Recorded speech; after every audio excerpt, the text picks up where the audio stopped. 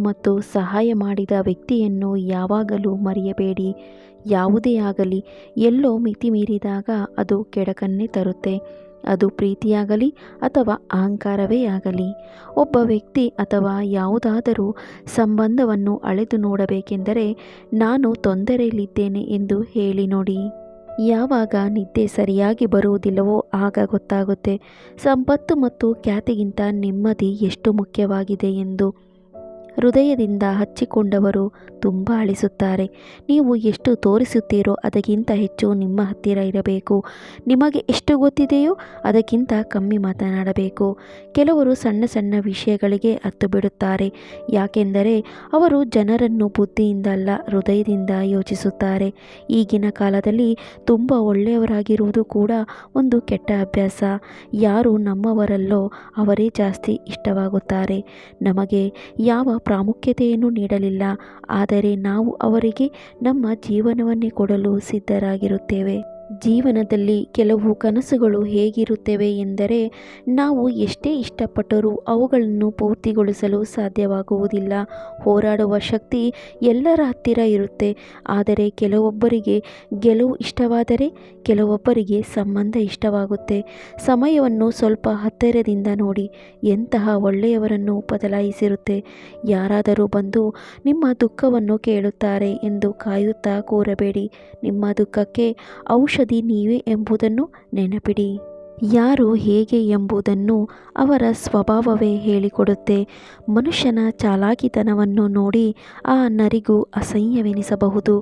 ಒಬ್ಬ ವ್ಯಕ್ತಿ ಬರೀ ದುಡ್ಡೇ ದೊಡ್ಡಪ್ಪ ಆಗಿದ್ದರೆ ಅಂಥವನಿಂದ ಯಾವ ನಿರೀಕ್ಷೆನೂ ಇಟ್ಟುಕೊಳ್ಳಬೇಡಿ. ಯಾವಾಗಲೂ ಸಿಹಿಯಾಗಿ ಮಾತನಾಡುವವರು ನಿಮಗೆ ಗೌರವವಲ್ಲ, ಹಿಂದಿನಿಂದ ಮೋಸ ಮಾಡುತ್ತಿರುತ್ತಾರೆ. ಈಗ ನಡೆಯುತ್ತಿರುವುದು ಸ್ವಾರ್ಥ ಯುಗ. ಇದನ್ನು ತಲೆಯಿಂದ ತೆಗೆದುಹಾಕಿಬಿಡಿ. ಏನೆಂದರೆ ಏನಾದರೂ ಸ್ವಾರ್ಥ ಇಟ್ಟುಕೊಂಡೇ ನಿಮ್ಮೊಂದಿಗೆ ಸಂಬಂಧವನ್ನು ನಿಭಾಯಿಸುತ್ತಿರುತ್ತಾರೆ. ಸಮಯ ಎಲ್ಲರಿಗೂ ಸಿಗುತ್ತೆ ಜೀವನ ಬದಲಾಯಿಸಲು, ಆದರೆ ಜೀವನ ಮತ್ತೆ ಸಿಗುವುದಿಲ್ಲ ಸಮಯವನ್ನು ಬದಲಾಯಿಸಲು. ನಿಮ್ಮ ಗುರಿ ಹಾದಿಯನ್ನು ತಪ್ಪಿಸುವವರು ತುಂಬ ಜನ ಇದ್ದಾರೆ.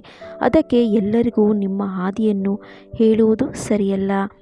ಒಂದು ಹೆಣ್ಣು ತಾನು ಪ್ರೀತಿ ಮಾಡಿದವನನ್ನು ಒಂದು ವೇಳೆ ಮರೆಯಬಹುದು, ಆದರೆ ಆಕೆಗೆ ಗೌರವ ಕೊಟ್ಟವರನ್ನು ಅವಳು ಎಂದಿಗೂ ಮರೆಯುವುದಿಲ್ಲ. ತಲೆಬಾಗುವುದು ನಮ್ರತೆಯ ಪ್ರತೀಕವಾಗಿದೆ. ಆದರೆ ಒಂದು ನೆನಪಿಡಿ, ನಿಮ್ಮ ಆತ್ಮಗೌರವಕ್ಕೆ ಧಕ್ಕೆ ಆಗಿ ತಲೆಬಾಗುವುದು ನಿಮ್ಮನ್ನು ನೀವು ಕಳೆದುಕೊಂಡಂತೆ. ಜೀವನದಲ್ಲಿ ಎತ್ತರಕ್ಕೆ ಹೋಗಲು ಯಾವ ಡಿಗ್ರಿಯ ಅವಶ್ಯಕತೆ ಇಲ್ಲ. ಒಳ್ಳೆಯ ಮಾತುಗಳೇ ನಿಮ್ಮನ್ನು ಎತ್ತರಕ್ಕೆ ಕೊಂಡೊಯ್ಯುತ್ತದೆ. ನಿಮ್ಮ ಎಲ್ಲ ಸೇಡುಗಳನ್ನು ಗಾಳಿಯಲ್ಲಿ ತೂರಿಬಿಡಿ. ಗೆಳೆಯರೇ, ಇರುವ ಈ ಚಿಕ್ಕ ಜೀವನದಲ್ಲಿ ಎಷ್ಟು ಅಂತ ದ್ವೇಷ ಸಾಧಿಸುತ್ತೀರಾ?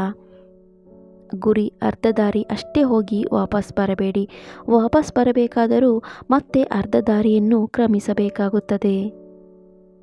ಸುಖದಲ್ಲಿ ಜೊತೆಯಾಗುವವರು ಸಂಬಂಧಿಗಳು, ದುಃಖದಲ್ಲಿ ಜೊತೆಯಾಗುವವರು ದೇವದೂತರು. ನಿಮಗೆ ಸಿಕ್ಕ ಸಂಬಂಧಗಳ ದುರ್ಬಳಕೆ ಮಾಡಬೇಡಿ, ಯಾಕೆಂದರೆ ಜೀವನದಲ್ಲಿ ಒಳ್ಳೆಯ ಜನರು ಪ್ರತಿ ಸಲ ಸಿಗುವುದಿಲ್ಲ. ದುರ್ಬಲ ವ್ಯಕ್ತಿಯ ಮೇಲೆ ಯಾವಾಗಲೂ ದ್ವೇಷ ಸಾಧಿಸಬೇಡಿ. ಅಂತಹ ವ್ಯಕ್ತಿ ಯಾವಾಗ ನಿಮ್ಮ ಮೇಲೆ ಆಕ್ರಮಣ ಮಾಡುತ್ತಾನೆ ಎಂದರೆ ನೀವು ಕಲ್ಪನೆಯೂ ಮಾಡಿರುವುದಿಲ್ಲ.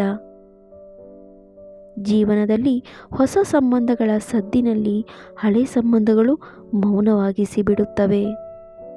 ನಿಮ್ಮ ಪ್ರಶಂಸೆಯನ್ನು ನೀವೇ ಮಾಡಿಕೊಳ್ಳಿ, ಯಾಕೆಂದರೆ ನಿಮ್ಮನ್ನು ನಿಂದಿಸಲು ಈ ಜಗತ್ತೇ ಕಾದು ಕುಳಿತಿದೆ. ಹೃದಯ ಎಂಬುದು ಆಸಿಡ್ ಇದ್ದಂತೆ, ಅದನ್ನು ನಾವು ಯಾವ ವಸ್ತು ಮೇಲೆ ಹಾಕುತ್ತೇವೆ ಅದಕ್ಕಿಂತ ಹೆಚ್ಚಾಗಿ ಅದು ಯಾವ ಪಾತ್ರೆಯಲ್ಲಿ ಇಟ್ಟಿರುತ್ತೇವೋ ಅದೇ ನಷ್ಟ ಮಾಡಿಬಿಡುತ್ತದೆ. ಜೀವನದಲ್ಲಿ ಸತ್ಯವನ್ನು ಅರಿಯುವುದು ಅಷ್ಟೊಂದು ಕಷ್ಟವೇನಲ್ಲ. ಯಾವ ಆಧಾರದ ಮೇಲೆ ಜನರನ್ನು ತೂಗುತ್ತೇವೆಯೋ ಮೊದಲು ನಮ್ಮನ್ನು ನಾವು ತೂಗಿ ನೋಡಬೇಕು. ಎಲ್ಲಿ ಅವಶ್ಯಕತೆ ಇದೆಯೋ ಅಲ್ಲೇ ಜ್ವಲಿಸಿ. ಆ ಬೆಳಕಿನಲ್ಲಿ ಕಿಡಿಗೆ ಅಷ್ಟೊಂದು ಮಹತ್ವ ಇರುವುದಿಲ್ಲ. ಸುಳ್ಳು ಹೇಳುವವನ ಏರು ಧ್ವನಿ ಸತ್ಯ ಮಾತನಾಡುವವನನ್ನು ಮೌನವಾಗಿಸುತ್ತೆ, ಆದರೆ ಅದೇ ಮೌನವು ಸುಳ್ಳು ಹೇಳುವವನ ಬೇರು ಸಮೇತ ಕಿತ್ತೆಸೆಯುತ್ತದೆ.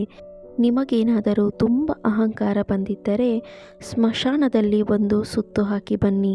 ನಿಮಗಿಂತ ಶ್ರೇಷ್ಠವಾದವರು ಅಲ್ಲಿ ಬೂದಿಯಾಗಿ ಬಿದ್ದಿದ್ದಾರೆ. ಜ್ಞಾನವು ತನ್ನಲ್ಲಿ ವರ್ತಮಾನವಾಗಿದೆ. ಮನುಷ್ಯ ಕೇವಲ ಅದರ ಆವಿಷ್ಕಾರ ಮಾಡುತ್ತಾನೆ. ಮನುಷ್ಯನ ತಿಳುವಳಿಕೆ ಹೇಗೆ ಅಂದರೆ, ಪ್ರಾಣಿಯಂತ ಕರೆದಾಗ ಕೋಪ ಮಾಡಿಕೊಳ್ಳುತ್ತಾನೆ. ಅದೇ ಹುಲಿಯ ಹೇಗಿದ್ದೀಯಾ ಎಂದು ನೋಡಿ ಹೇಗೆ ಖುಷಿಪಡುತ್ತಾನೆ. ಸೈಕಾಲಜಿಯ ಪ್ರಕಾರ ನೀವು ಪ್ರೀತಿಸುವ ವ್ಯಕ್ತಿ ನಿಮ್ಮನ್ನು ದ್ವೇಷಿಸುತ್ತಿದ್ದರೆ ಆದಷ್ಟು ಅವರಿಂದ ದೂರವಿರಿ. ಯಾಕೆಂದರೆ ಅವರು ಪದೇ ಪದೇ ನಿಮ್ಮ ಭಾವನೆಗಳಿಗೆ ನೋವುಂಟು ಮಾಡುತ್ತಿರುತ್ತಾರೆ. ಇದರಿಂದ ನಿಮಗೆ ಮಾನಸಿಕ ಒತ್ತಡ ಉಂಟಾಗುತ್ತದೆ. ಯಾರನ್ನು ನೀವು ದಿನವೆಲ್ಲ ನೆನಪಿಸಿಕೊಳ್ಳುತ್ತೀರೋ ಅವರು ನಿಮ್ಮನ್ನು ಅಷ್ಟೇ ನೆನಪಿಸಿಕೊಳ್ಳುತ್ತಾರೆ ಎಂದು ತಿಳಿಸುವ 2 ಸೂಚನೆಗಳು. ಅವರಿಂದ ಸ್ವಲ್ಪ ದಿನ ದೂರವಿದ್ದು ನೋಡಿ.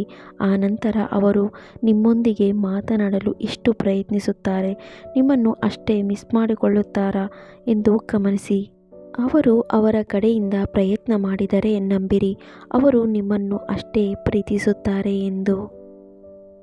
ಕೈತುಂಬ ಹಣವಿರುವಾಗ ನೀನು ಪ್ರಪಂಚವನ್ನು ಮರೆಯುವೆ.